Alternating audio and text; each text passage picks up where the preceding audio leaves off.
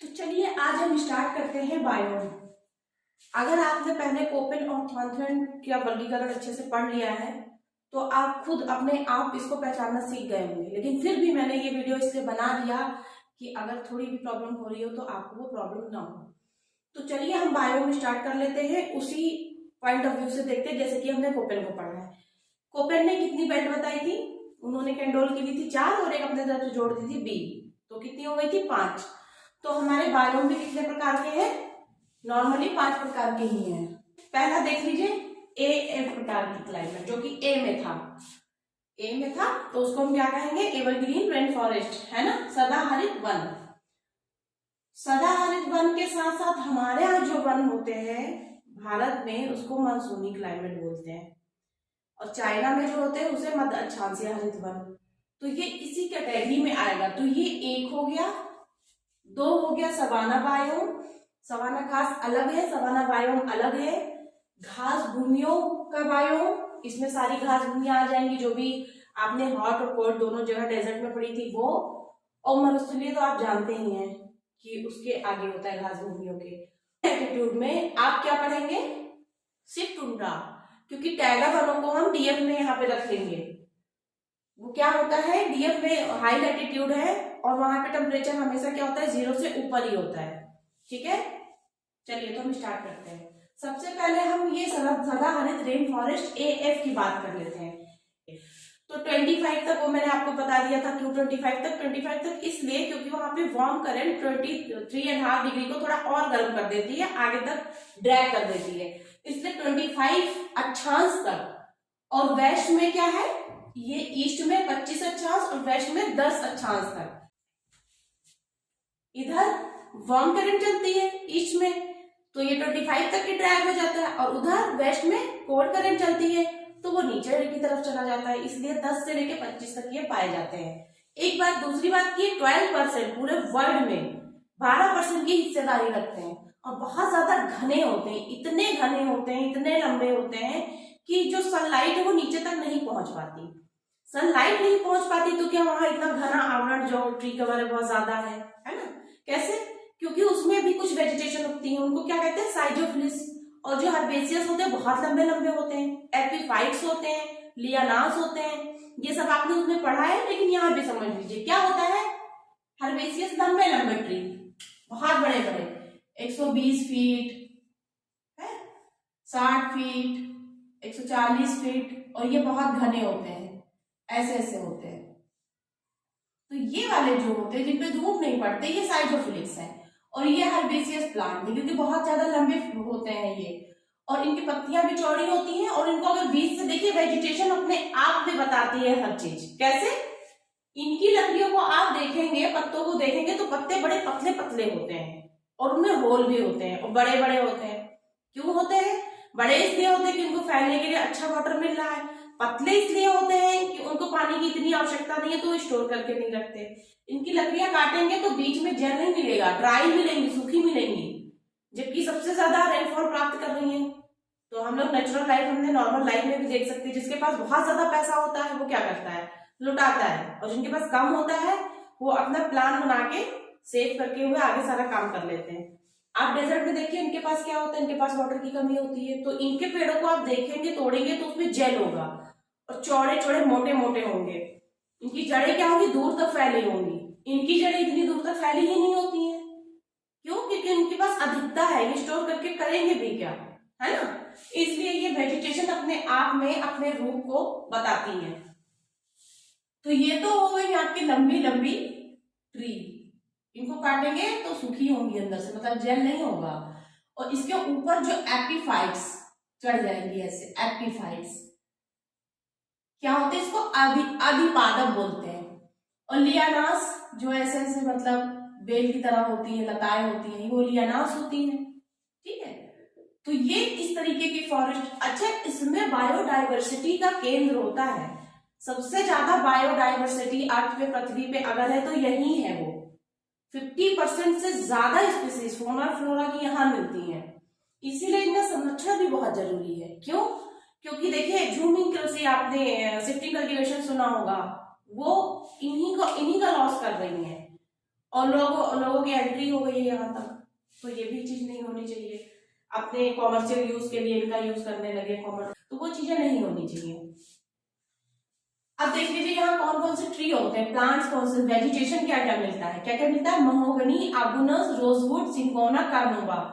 ये सारे पेड़ आपको इसलिए याद करने हैं, ये स्पेशल यही मिलते हैं। कुछ ट्रीज ऐसे हैं कि आपको सब जगह मिल जाएंगे, कि इस क्लाइमेट में भी मिल रहा है, वहां भी मिल रहा है। ये चीज सिर्फ और सिर्फ रेनफॉल एरिया सबसे ज्यादा जहाँ पे होता है रेनफॉल, वहीं पे मिलती है।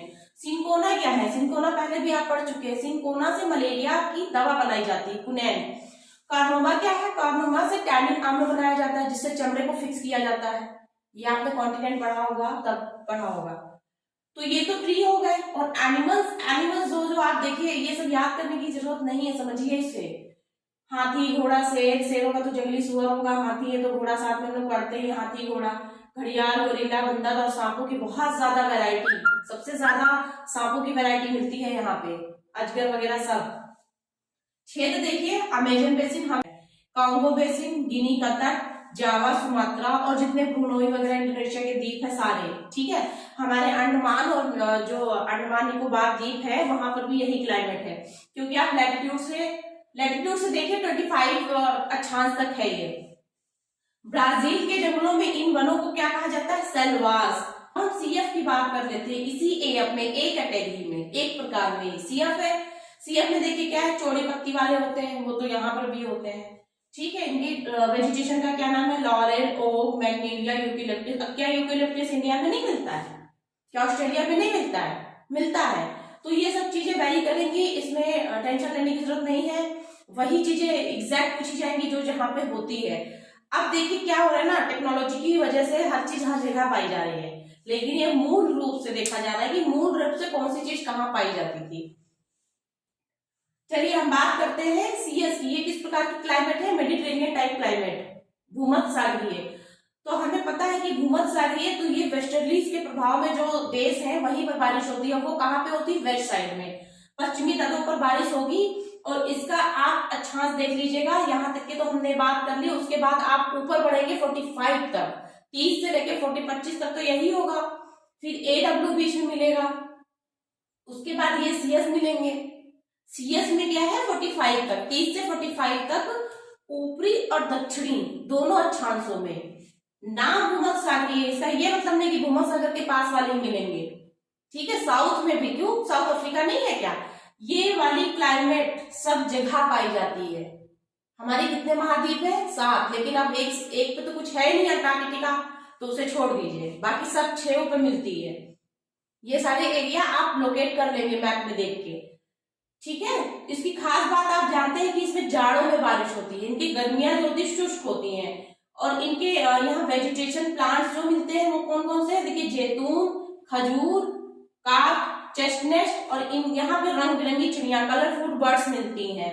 सिट्रस फ्रूट में जितने भी आप जहाँ पे भी जान लीजिए कि विटामिन सी है, खट्टा है, सबका नाम डाल दीजिए, है ना।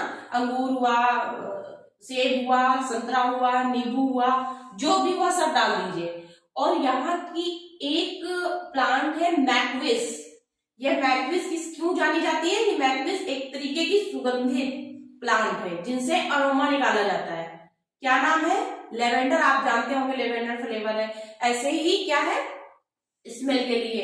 और इसी में चपरायल आती है, जो चपरायल शायद आई थिंक 2019 या 20 में किसी में प्रीलिम्स में पूछ लिया गया था कहाँ पाई जाती है, तो ये कैलिफोर्निया में पाई जाती है, मैक्विस के अंतर्गत आती है। ये मैक्विस इसलिए क्योंकि सुगंधित जड़ी बूटियों में वर्गीकृत की गई है, ठीक है, चपरायल और लेवेंडर।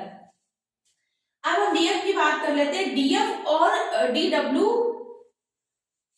और उन क्षेत्र को जहां पे 2 से 3 डिग्री टेम्परेचर जाता है, जो कि हम टैगा की बात अगर कर ले कि टैगा क्या होता है, टैगा में 0 से ऊपर 2-3 तक टेम्परेचर जाता है तो टैगा 1 आते हैं। तो टैगा 1 इसी में यहाँ पे कंसीडर कर लिए गए हैं।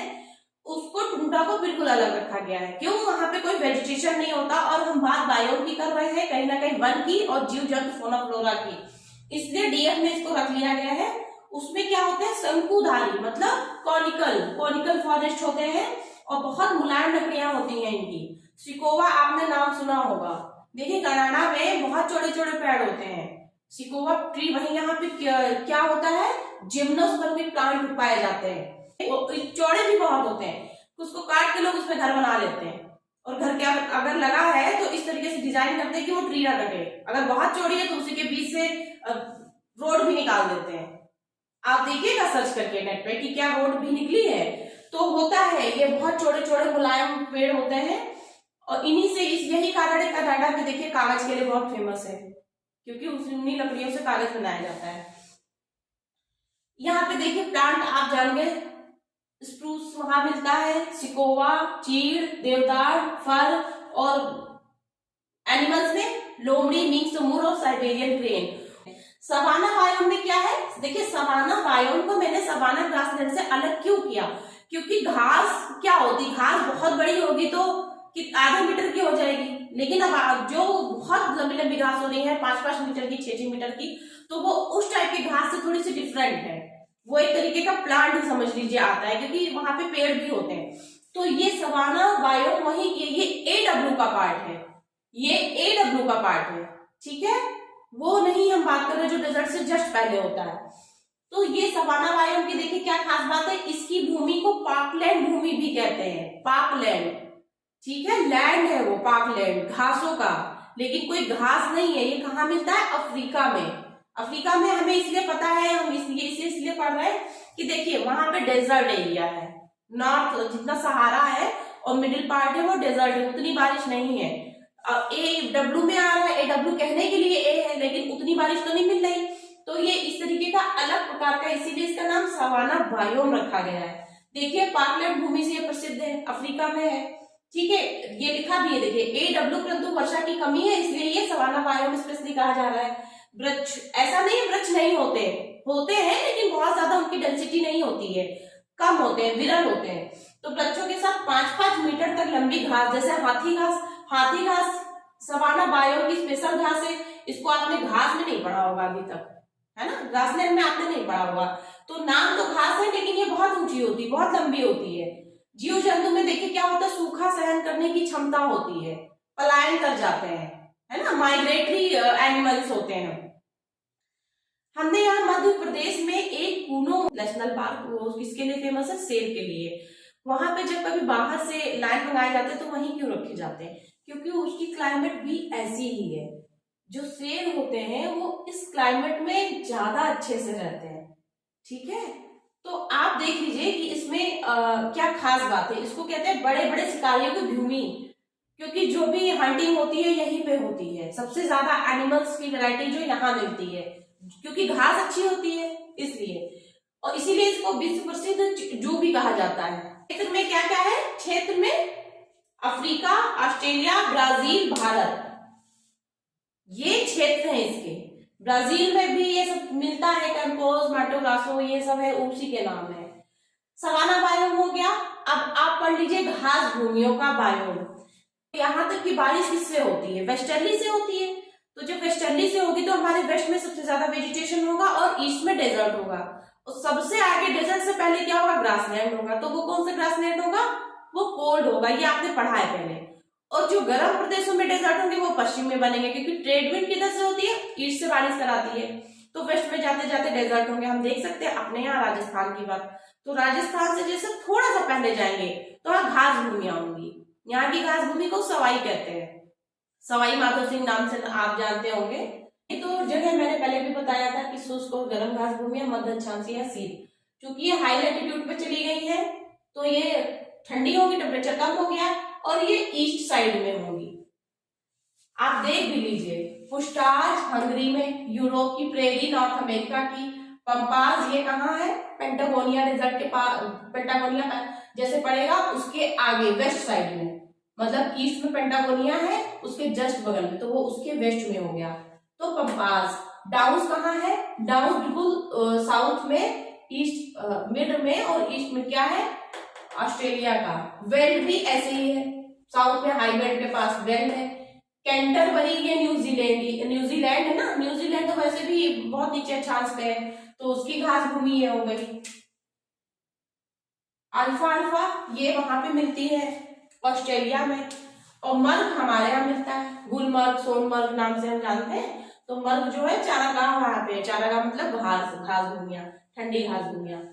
और गर्म में देख लीजिए लानोस कहाँ पे पाई जाती है, वेनेजुएला में, मतलब साउथ अमेरिका की बात हम कर रहे हैं। कैंपोस साउथ अमेरिका ब्राजील के आसपास बात कर रहे हैं। साहेल साहेल सहारा की है, नॉर्थ अफ्रीका की। स्टेपी मध्य एशिया जो नीचे वाली होती है, स्टेपी ठंडे में भी है, ठीक है, इसीलिए इसको स्टेपी टाइप ऑफ क्लाइमेट उसमें कहा गया, गर्म स्टेपी हॉट स्टेपी। सवाई हमारे यहाँ की, लेंटेना बुफेलो घास ये यहाँ पे मिलती है अफ्रीका पे। तो ये तो हो गई आपकी शुष्क गर्म और मध्य अक्षांशीय शीत घास भूमियों का बायोम, ठीक है।